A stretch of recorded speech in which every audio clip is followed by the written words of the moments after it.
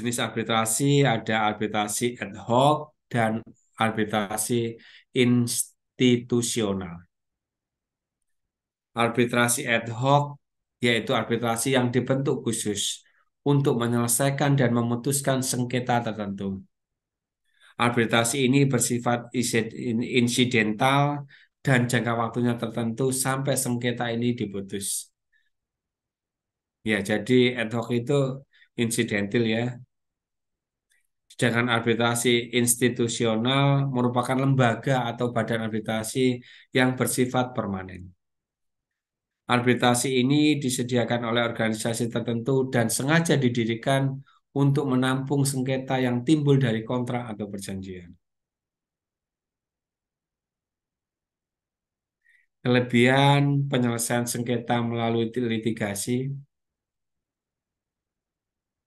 Pertama, putusan pengadilan mempunyai kekuatan hukum yang pasti, bersifat final, menciptakan kepastian hukum dengan posisi para pihak menang atau kalah, win and loss position. Kedua, dapat dipaksakan pelaksanaan putusannya apabila pihak yang kalah tidak mau melaksanakan isi putusan pengadilan, maka dilakukan eksekusi. Ketiga, pihak yang bersengketa dipaksa untuk menerima keputusan pengadilan. Meskipun dalam banyak kasus putusan itu dinilai tidak memenuhi rasa keadilan bagi salah satu pihak. Ada tiga macam kekuatan yang merupakan keistimewaan penyelesaian sengketa melalui litigasi. Yang pertama itu kekuatan mengikat, kekuatan pembuktian, dan ketiga adalah kekuatan eksekutorial atau kekuatan untuk dilaksanakan. Yang pertama yaitu kekuatan mengikat, ini putusan hakim mempunyai kekuatan mengikat. Artinya putusan hakim itu mengikat para pihak yang berperkara dan yang tidak terlibat dalam perkara itu. Para pihak harus tunduk dan menghormati putusan hakim tersebut. Dua, kekuatan pembuktian. Putusan hakim mempunyai kekuatan pembuktian. Putusan hakim dalam bentuk tertulis yang merupakan akta otentik tidak lain bertujuan untuk dapat digunakan sebagai alat bukti bagi para pihak yang mungkin diperlukan untuk mengajukan banding, kasasi, peninjauan kembali, ataupun upaya hukum lainnya untuk pelaksanaan putusan. Apa yang dimaksud banding adik-adik? Banding itu upaya dari kita dari pengadilan negeri ke pengadilan tinggi ya. Sedangkan kasasi ada dari pengadilan tinggi ke MA, itu namanya kasasi. Dan kita dapat melakukan PK atau peninjauan kembali. Ketiga, litigasi ini mempunyai kekuatan eksekutorial atau kekuatan untuk dilaksanakan. Bahwa suatu putusan dimaksudkan untuk menyelesaikan suatu persoalan atau perkara dan menetapkan hak atau hukumnya saja, melainkan juga realisasi pelaksanaannya, eksekusinya secara paksa.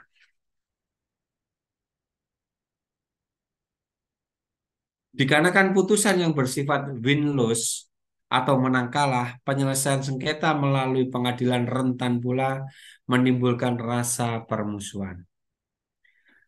Atas dasar berbagai pertimbangan ini, proses litigasi kerap kali menjadi pilihan terakhir untuk menyelesaikan sengketa setelah melalui proses mediasi, konsiliasi, ataupun melalui arbitrasi selesai.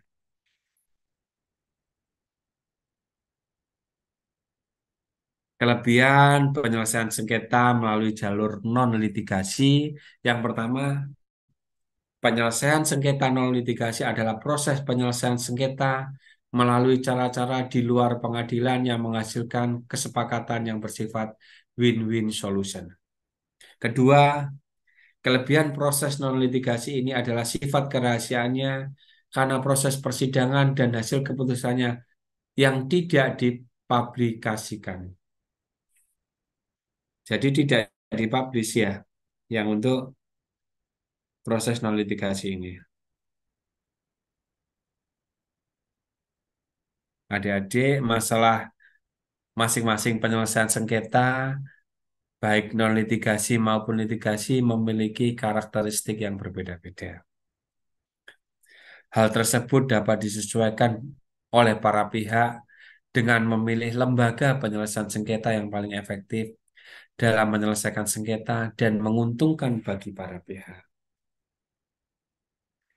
Di Indonesia, penyelesaian sengketa alternatif ini dapat dilakukan melalui BANI, yaitu Badan Arbitrasi Nasional Indonesia.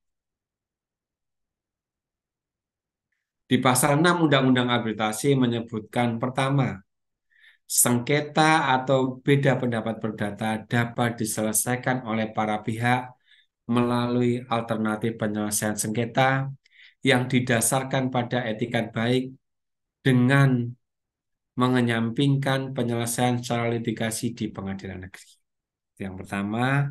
Yang kedua, penyelesaian sengketa atau beda pendapat melalui alternatif penyelesaian sengketa sebagaimana dalam ayat 1 di atas ini diselesaikan dalam pertemuan langsung oleh para pihak dalam waktu paling lama 14 hari dan hasilnya dituangkan dalam suatu kesepakatan tertulis.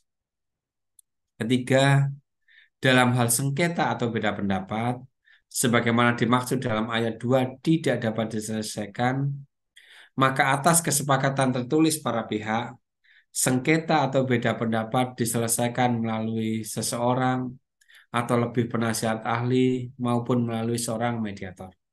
Keempat, apabila para pihak tersebut dalam waktu paling lama 14 hari dengan bantuan seseorang atau lebih penasehat ahli maupun melalui seorang mediator tidak berhasil mencapai kata sepakat, maka para pihak dapat menghubungi sebuah lembaga arbitrasi atau lembaga alternatif penyelesaian sengketa untuk menunjuk seorang mediator. Kelima, setelah penunjukan mediator oleh lembaga arbitrasi atau lembaga alternatif penyelesaian sengketa, dalam waktu paling lambat 7 hari, usaha mediasi harus dapat dimulai. Yang keenam, usaha penyelesaian sengketa atau beda pendapat melalui mediator, sebagaimana dimaksud dalam ayat 5, dengan memegang teguh kerahasiaan dalam waktu paling lama 30 hari, harus tercapai kesepakatan dalam bentuk tertulis yang ditandatangani oleh semua pihak yang terkait. Ketujuh, kesepakatan penyelesaian sengketa atau beda pendapat secara tertulis adalah final dan mengikat para pihak untuk dilaksanakan dengan etikat baik serta wajib didaftarkan di pengadilan negeri dalam waktu paling lama 30 hari sejak penandatanganan. Kedelapan, kesepakatan penyelesaian sengketa atau beda pendapat sebagaimana dimaksud dalam ayat 7 wajib selesai dilaksanakan dalam waktu paling lama 30 hari sejak pendaftaran. Iya, Mbak Mukhalifah.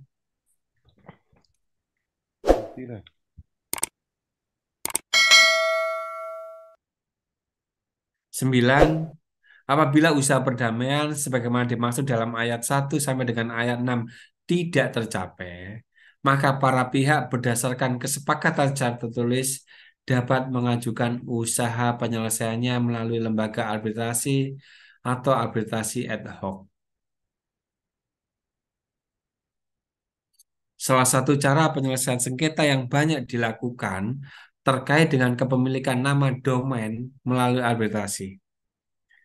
Menurut pasal 1 angka 1 Undang-Undang Arbitrasi disebutkan bahwa arbitrasi adalah cara penyelesaian suatu sengketa perdata di luar pengadilan yang didasarkan pada perjanjian arbitrasi yang dibuat secara tertulis oleh para pihak yang bersengketa.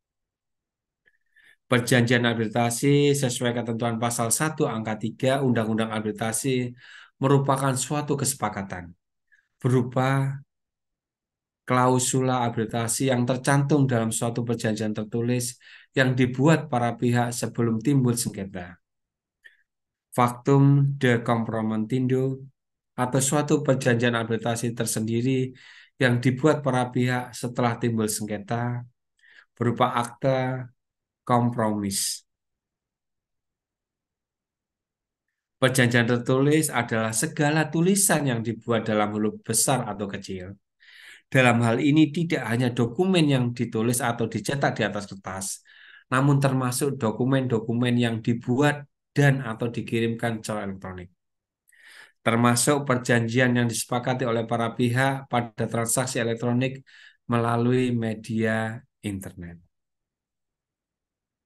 Ditegaskan dalam pasal 3 huruf M, Peraturan Prosedur BANI, Badan Arbitrasi Nasional Indonesia, penyelesaian sengketa melalui arbitrasi online dimungkinkan untuk dilakukan berdasarkan ketentuan pasal 4 ayat 3 Undang-Undang Arbitrasi yang menyatakan bahwa dalam hal disepakati penyelesaian sengketa melalui arbitrasi terjadi dalam bentuk pertukaran surat, maka pengiriman telex, telegram, faksimil, email, atau dalam bentuk sarana komunikasi lainnya disertai dengan suatu catatan penerimaan oleh para pihak. Perjanjian atau klausula di atas dikenal dengan data message sesuai kekuatan hukum yang sama dengan perjanjian tertulis biasa.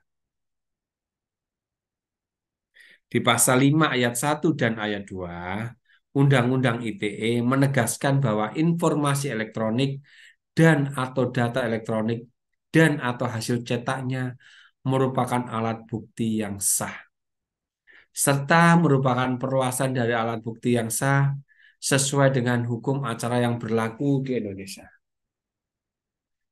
Dalam suatu perkara itu ada alat bukti ya. Alat bukti itu ada 5 macam adik-adik. Yang pertama itu surat. Surat itu bisa berbentuk dalam akte dan surat biasa. Sedangkan surat akte itu ada 2, yaitu akte otentik dan akte di bawah tangan. Yang kedua, ada saksi. Saksi itu semua orang bisa menjadi saksi kecuali 4 hal. Yang pertama, keluarga sedarah atau yang semenda, ya ipar dan lain-lain itu ya semenda. Yang kedua, yang tidak bisa jadi saksi atau suami atau istri walaupun telah bercerai. Yang ketiga adalah anak di bawah 15 tahun itu tidak bisa jadi saksi. Dan yang keempat adalah orang gila. Yang ketiga adalah sumpah.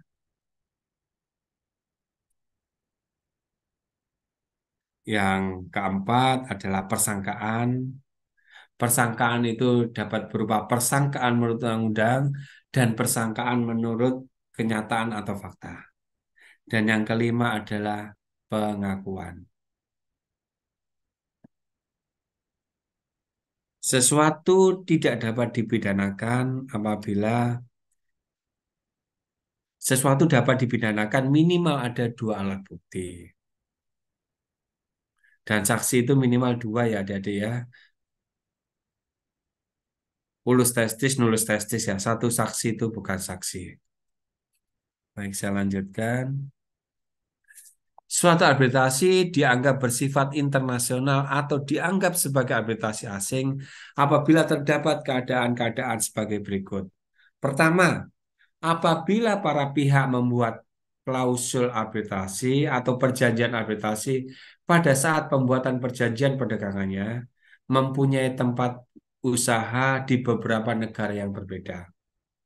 Place of business di beberapa negara yang berbeda. Kedua, apabila tempat arbitrasi yang ditentukan dalam perjanjian arbitrasi terletak di luar negara tempat usaha para pihak. Ketiga, apabila kewajiban atau hubungan dagang para pihak harus dilakukan di tempat objek sengketa yang paling erat hubungannya, yang mana terletak di luar negara tempat usaha para pihak.